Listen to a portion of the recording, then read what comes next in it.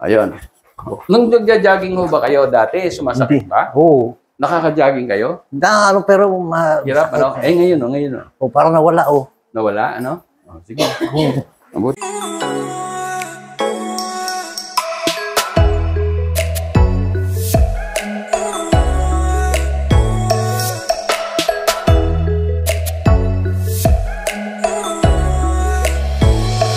Nung Sandali pag ako'y tumayo, medyo masakit para tumutunog dito. Natunog. May tumutunog, ha? Oh, sige, ha? So, tingnan natin, ha? Kasi nasipot yan, yun. Uy, sandatanggalin ko lang, ha? Kaya, tumutunog talaga siya. Sige. Yan, Dito.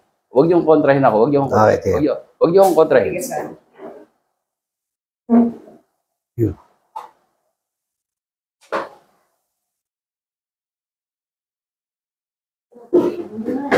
Ayun, sumasabit, ano? Pero palala na yan, ha? Buti nagpunta kayo rito. Sandali lang. Pagtayo niya, nahihirapan kayo? Oo. Masakit? Paglalakad, hindi naman? Medyo nakakalakad ako pero may time na parang nangangawit na ako. Gano'n. Nangangaling ka, gano'n? Gusto ko na maupo. Sige. Ano na ito? Naninigas na yung ganito na kanina pa. So, madali salita, kung maglalakad kayo sa mall, medyo madaling mapagod. Uupo agad kayo. Upo ako. Pero pag tayo, naghahanap ako. Kasi ng tatlo kasi naninigas. Sige. Yun nga. Pero kung umupo naman kayo, pag tayo nyo, okay na? Mas doon lang masakit? Pagka tumayo ko ng sandali lang, medyo okay na. Pwede ako maglakad ulit. Yun, pero papahinga lang ako. Oo, sige, ha? Pero pagka mahaba na niya lalakad ko, ayun, ha? yun na.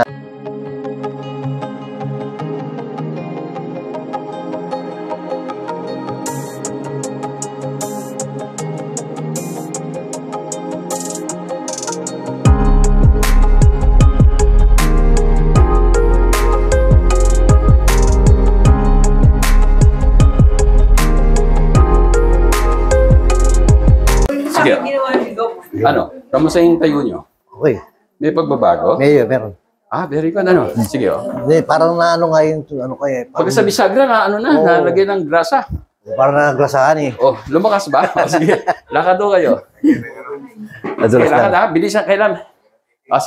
Layo lang ka dyan. Ayun. Medyo bumilis ba? Gumanda? Wala. Sige, ha? Yun ang ko. Kailan lumakad do kayo ng 5 beses, Madulas tayong sahig ko. Kung gusto nyong mag-jogging, sa inyo? Pwede. Ayun. Nung nagja-jogging mo ba kayo dati, sumasakit ba? Oo. Nakaka-jogging kayo? Pero Hirap, ano? Ngayon, ngayon. Parang nawala, Nawala, ano? Sige. Mabuti naman. Kasi, sa layo ng pinanggalingan nyo at walang nangyari, kahit ako maiinis. May motor ako, hindi ko magamit. Ganon. Sige, yung tatlo pa. Ayan. Pero, yung tuhod nyo, may tuturo ako sa inyo. Sige. Isa na lang. Balik na ako kayo. Wala. Dito. Ha? Yun ang ambol ko. Dito, okay na. So, okay na medyo nagbago. Nagbago, ha? Ganito. Ganito. Ito, ingatan natin ito. Di baling ito may problema. Huwag lang itong tuhod. Ano? Kasi, kaya mahirap yan. Ngayon ganito. Sanayin nyo na, maglalaga kayo ng paa ng manok. Kasi medyo magbubuto-buto sa buto na eh.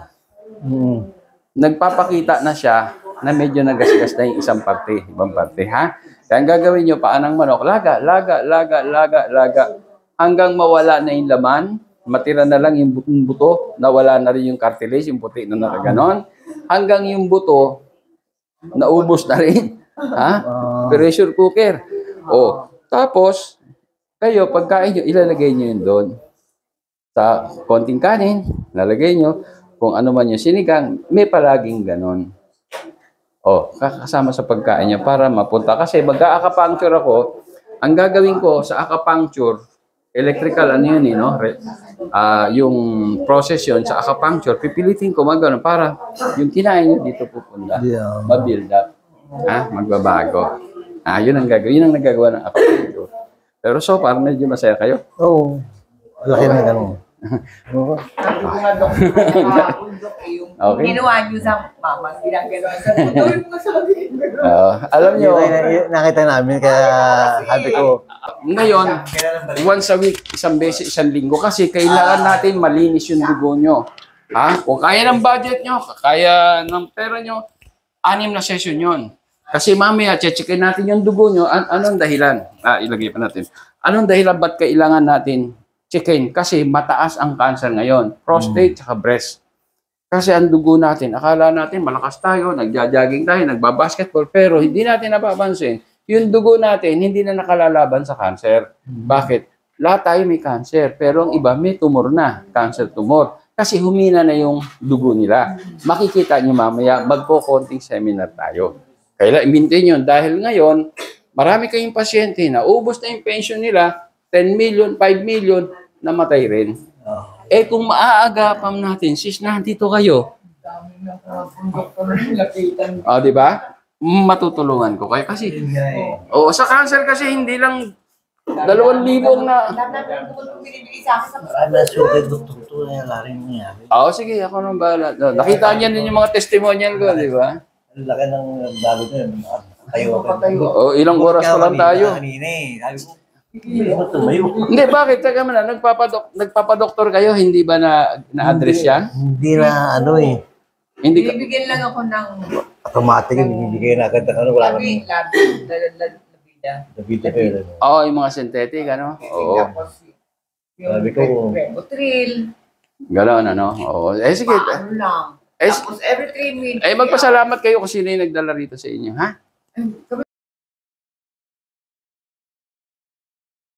Sipon pa lang, spray nyo. Sino sinisipon dito? Sprayin mo siya, ha? Spray kayo. Tingnan. Meron na po. Nag-spray kayo? Nakabili na po ako. Kailan pa? Nakalinggo. Nakakatulong. Emergency po ako kasi nahirapan ako huminga. No, Ngayon okay na po ako. nakatulong ba yung spray? Opo. Okay nga magsabi. Oo. Ito, sige, ano sabi nyo? Ano sabi nyo? Ano po, nagtumawag po ako dito kasi nahirapan akong huminga. Ubo ako ng ubo. Ang daming antibiotic, ang dami kong gamot. Then nakiusap ako dun sa call center nyo. Oo, Sabi ko, i-priority mo ako sa lala mo. emergency. So, emergency, dinalhan ako 2 tsaka isang magnet. Ito, ganun. nandito. Ganun. Ngayon, wala na po. Sawa na yun. Ito ba yan? Ito ba yan? Opo, ito, dala-dala ko lagi po. Ayun, ha? Huwag nyo nga ano, Ito ha? po. Ubus na nga po, kaya bibili ako ulit. Ayan, ha? Ito po. Lagi kong dala-dala to. Tandaan nyo. Pati apo ko nagaganito. Very good, ha? Ang dami kaming naano yan, ha? Ang Natulungan ganda yan. po niyan, promise. Oo. Lalo ngayon, ha? Kung sa China, ang totoo ngayon, marami nang napupunong clinic sa Ubo, ha? Mangyayari sa atin yun. Ganun din sa China, ha? Kaya paghandaan nyo, dahil ang hirap, tamaan kayo ng ubo, ma-hospital kayo. Kung may mahina pa puso nyo, may stroke kayo. Doon kaya may namamatay na matatanda, ha? Ang ubo, walang gamot. Pero, nagsisimula sa sipon, tama? Sipon muna. Pag napabayaan nyo, inabot ng 3 araw, 4, wala na, nasa loob na ng baga, magkakatagalan. Pero gagamitin nyo pa rin ito para hindi lumala. Pero kung sipon pa lang, matalas kayo, katulad ng ginawa nyo, Maganda nakarecord. rin po, Dok, sa tenga yan. Kasi ang sakit ng tenga ko dati. Kasi nakita ko dun sa okay din sa tenga. I-sprayan ko yung tenga ko kasi parang masakit, kumikirot. Ang ganda. Hindi lang kasi ito, ang dati pangalan nito, multipurpose spray, ha? Yung iba, alam nyo, kaya sa Las Vegas nagkaroon akong dealer sa Amerika.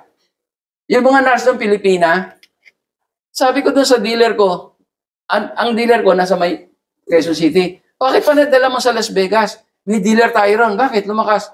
Di ba lakas ang COVID? Hindi. Alam mo kung saan? UTI. Ang dealer daw yun, nurse. Nagkaroon ng UTI, kung ano na ininom, ito inispray sa puwerta. Ayun na isa. Kaya doon sila ay maraming nurse, malaking ospital. Ayan, kaya hindi lang yung sinabi sa tenga, kaya dinugtong ko na, ha? Ito, alam nyo kung ano yung laman nito? Kung ano yung ginagamit ng ating katawan sa loob ng ating katawan na pamatay sa virus at bakterya panlaban. Ano yun? Zinc at ano pa? H2O2. Pero wala naman po akong ubo, wala akong ubo. Umina ka yan, parang nahihilo lang ako. Hindi. Sa pag-therapy tayo, yung hilo-hilo, makatutulungan kayo sa therapy. Ibig sabihin nun, may problema yung dugo nyo, yung oxygen, ha? Nakakaano. Mahina ba kayo minom tubig? Medyo... Mahina. Dadamihan nyo, ha? Tapos mag-therapy kayo, ha? Okay, mababawasan na. Sige. O, dito na tayo. Ito, 17 years na itong na-stroke. Meron akong, kaya lang, siyempre, matagal din na ang pumunat na eh. Pero ang tanong ko, nagsimula ka ng, di ba? Isang buwan na? Mahigit? O, yung tinuro ko sa yung exercise, nakatulong ba sa'yo? Yung terep, kaya kang bumabalik, pang ilang balik mo. Nakatulong naman po yung Oo. pag-akyat panahon na. Nagbago na, di ba? O, kaya sabi ko rito, pag kayo nagpunta rito, kahit anong sakit nyo, kahit na 2 po na yung pinuntahan nyo ospital, therapist, pagpunta niya rito, mag-i-improve kayo. That is 100%. Mag-i-improve kayo. Hindi pa kami nakapag-therapy na hindi nag-improve. Ngayon, gano'n ang improvement? Hindi ko alam. Bakit? Bakit nag-i-improve? Napakayabang ko rin. Hindi, totoo yun. Bakit? Eh kung dati mo itim, inalis mo yung maitim, hindi ka ba mag-i-improve? Maitim eh, o inalis mo yung itim. Nabawasan, magpo-produce ngayon ng bagong dugo yung katawan mo na may gamot ko ano yung ano. Wala pa akong binibigay, wala pa kami binibigay na gamot, nag-i-improve na yung tao. Yun lang. Yun lang ang sikreto, ha? Kaya ito, tagal. At ako na nagpilit sa kanya. Kasi nakikita ko ito, kakilala ko ito, hindi naman niya ako pinapansin. Kasi nga, ngayon ako na nagmakaawa sa kanya, o ngayon, nag-i-improve na siya, kasi na-stroke eh. Yung karanasan ko dito sa magnet na to, pero bago ko naalala to, galing na kami dito noon eh. Diba, nagpaano na kami. Nagano na. So, gumanda pa ganun, pati yung likod ko, yung sa likod ko, hanggang wala na eh. Hindi, wala. Ayos na siya. So, ito lang ngayon, bibiyahin na kami ng Mindanao.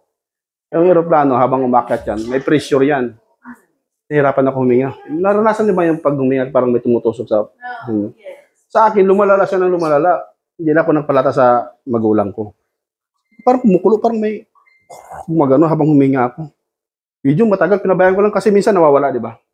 Hindi, lolang lumalala. Sabi ko, naalala ko yung dugo. Malapot siguro dugo ko. Yun, dumapot, di ba? Nandito na sa akin yung bagong ganyan. Kinuha ko magnet. Pag tapat ko siguro 2 to 3 seconds, ang luwag ng hininga ko, sabi ko, grabe to. Naalala ko lang sa salamat talaga sa kamay talaga. The best. Dito tayo dun sa may kinalaman ito sa number 2, ano? Yung kaninang slide na pinakita namin sa inyo na yung sa dugo, yun ang pinag-usayan. Kapag acidic ang ating katawan, ibig sabihin kulang sa oxygen, napaplat ang tao. Kung titingnan niyo yung first picture nito, alkaline yan. Yung sakong ang titingnan niyo, yung pitsol, yung sako, tingnan pantay. Pero doon sa acidic, nakita niyo, umaano sa taas kapag nilagyan ng magnet. Diba? Kanina sabi ko, gagamitan natin ng magnet. Ito, calibrated magnet ito ha. Huwag kayong basta gagamit ng magnet. Dahil ang magnet, nakakabuti, nakakasama. Tandaan nyo, ang dugo natin ay bakal. Kapag gumamit kayo ng magnet na hindi calibrated, pwedeng higupin yung dugo nyo at nakatulog kayo, pwedeng mahirapan kayo huminga at baka atakihin pa kayo. Ito, kahit gamitin nyo ng 24 hours, 7 times a week o 365 a year, days. O wala kayong problema dahil ito kinalibrate ko. Kaya ingat kayo, ito, calibrated ito. Ang tawag na calibrated magnet.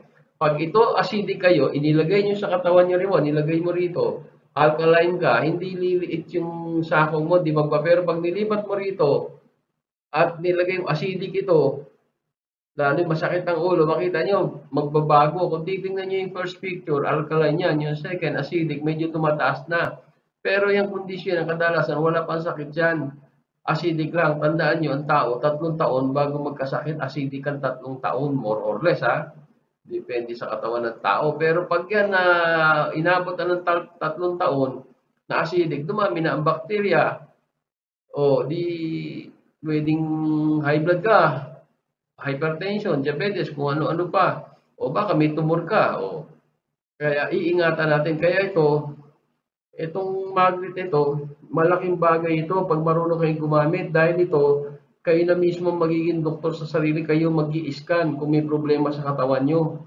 Dahil pag ito inalagay nyo kung saan ang acidic ng katawan nyo, ay madidetect, iikli kayo. Kung hindi naman kayo umikli, pantay ang sakong nyo, alkaline yun.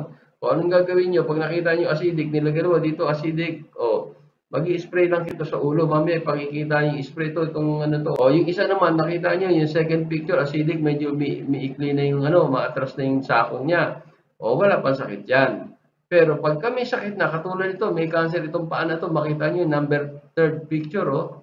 Oh, ayun, makita nyo. Ganun ang makikita nyo sa mga susunod na slide. Ni-orient ko lang kayo para aware kayo na ganun ang Kasi kayo gusto ko, kayong gagamit ng produkto ko, kayo mismo maging doktor sa sarili nyo, huwag kayong aasa sa akin dahil malayo tayo bago tayo magkita, di ba? Ano yung mukha niya, ha? Oh, yan yung may cervical cancer. Ano pangalan mo? Almira Castro. Almira Castro. O sige, tingnan natin Ando na yung O, tingnan natin. Ang tao umuurong kapag may sakit, lalo may cancer. Tingnan niyo yung paa. Di ba? Ito, pumasok ito, hinatak ito. Makita nyo? O. Okay, gagawin natin. I-spray natin kung ano may spray. Spray sa ulo, ha? Alisin mo na yung magnet. Okay. Tingnan natin, kung magre-response yan, Pero pagka nagaganyan ako, umuukay ang pakiramdam ko. Kaya may ganito kasi. Importante yan, Yan, sige. Okay.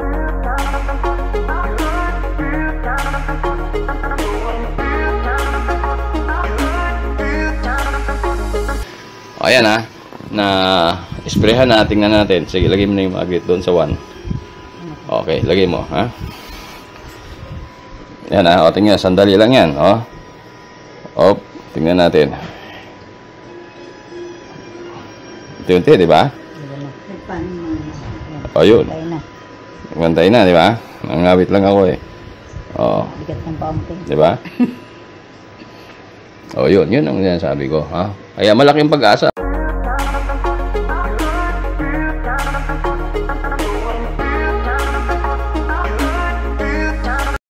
Napansin natin na maikli doon sa area na yon, so acidic yon, lumapot ang dugo doon, maraming bacteria doon, walang oxygen doon, Meron tayong sariling doktora, kaya yung iba, lahat naman tayo may cancer, ang totoo kaya lang maliit lang yung iba, katulad ko, wala naman akong tumor, o di maliit pa, kasi nga yung doktor natin gumagana.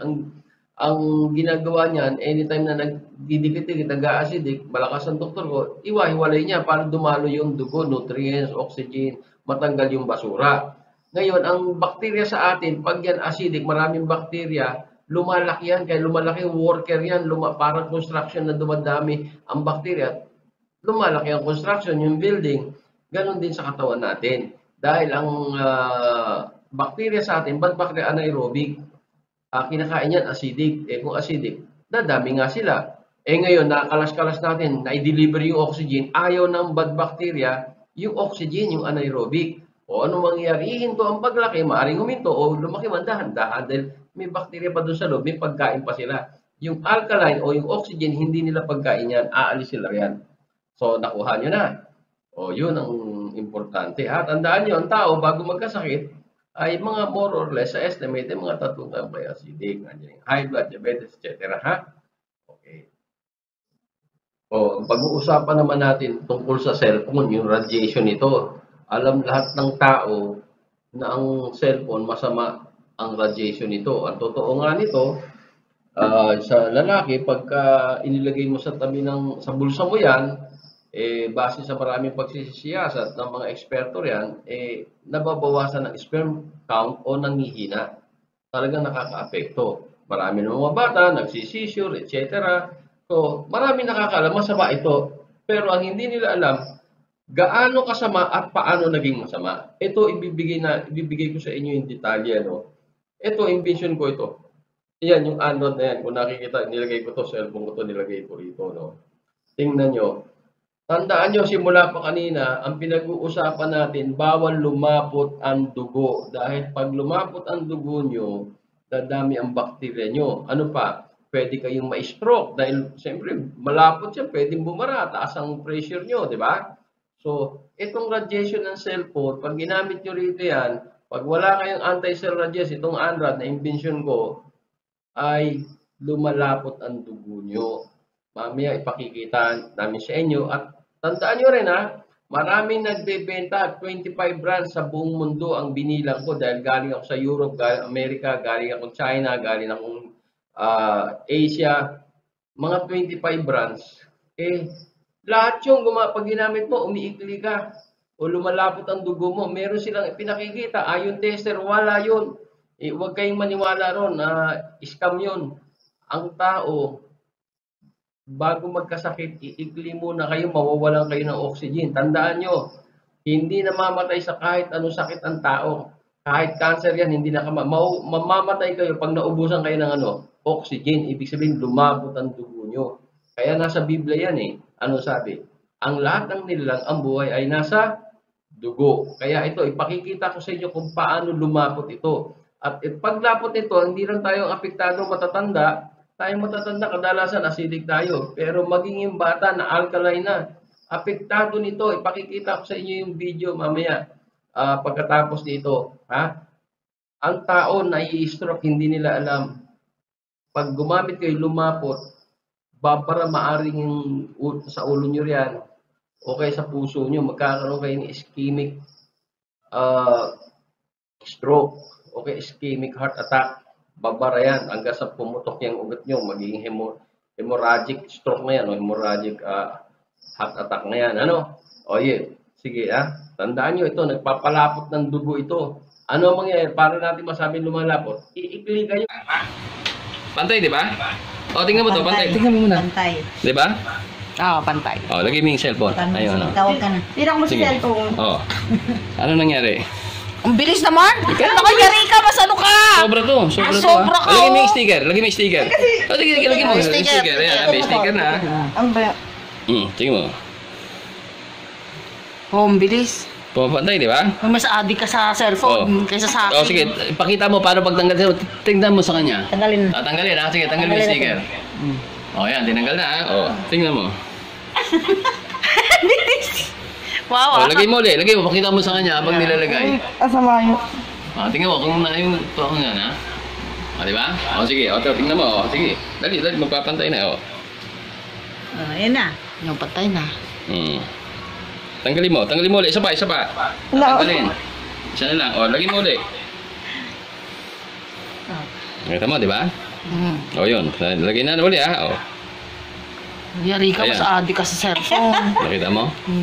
Masyado kang allergic. Hindi, pareho kayo. Hindi, ako mabagal siya, mabilis. O lumapot yung dugo niya sa ulo, matanda yun, kadalasan matanda, acidic yan eh. Pero yung bata, hindi, natural alkaline yan, hanggang 18 years old yan, 15 years old, basta tama lang yung pagkain, malusog yung bata. Pero tingnan mo, kung paano siya maapektuhan. Alam niyo ba na ang bata, pagka nag-aaral, kailangan ng maraming oxygen yan. Pag gumamit yan, makita nyo, tingnan nyo, bumabagal ang pagkatuto ng na ihirapan matuto ang bata dahil nga kulang sa oxygen dahil gumamit ng cellphone. Bago pumasok sa eskwela, gamit ng cellphone. O nasa eskwelahan, gamit ng cellphone. O magre-review, ganun din. Sayang, mamaya, ipakikita ko sa inyo kung ano ang yan, nasusunod na video na ito. Naman, di ba? Pantay siya, di ba? Pantay, di ba? Gamitin mo. Ito. Ayan. Okay, gamitin mo. Lagay sa tenga. Kunyari nakikipag-usap ka. Lagay mo lang sa tenga. Lagay mo kunyari nakikipag-usap ka. Lagay sa tenga. Tingnan nyo ha. Ano nangyari? Relax. Nakita nyo, di ba? Lumiit, Tanggalin mo. Nakita nyo, lumiit, di ba? Tanggalin mo. Bitawan mo dito. Pumantay, di ba? Opo. Gamitin na. Hawakan mo. Yan. Sige. Kunyari, usap. Yan, ha? Tingnan mo. Wala, di ba? Wala.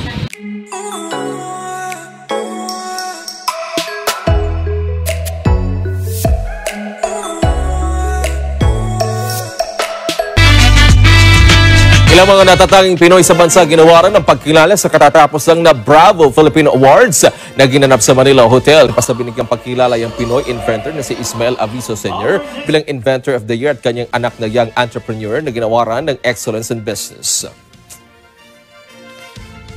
First of all, I'm very thankful na binigyan tayo ng pagkakataon ni Bravo Filipino na maging part of awardee of this year to be Excellence in Business. So I'm very happy na nakasali yung business namin dito. Nagpapasalamat ako maraming. Una sa Diyos, siyempre. Pangalawa, sa mga organizer nito, nakilala nila yan. Lalo-lalo na sa panahon ng pandemic.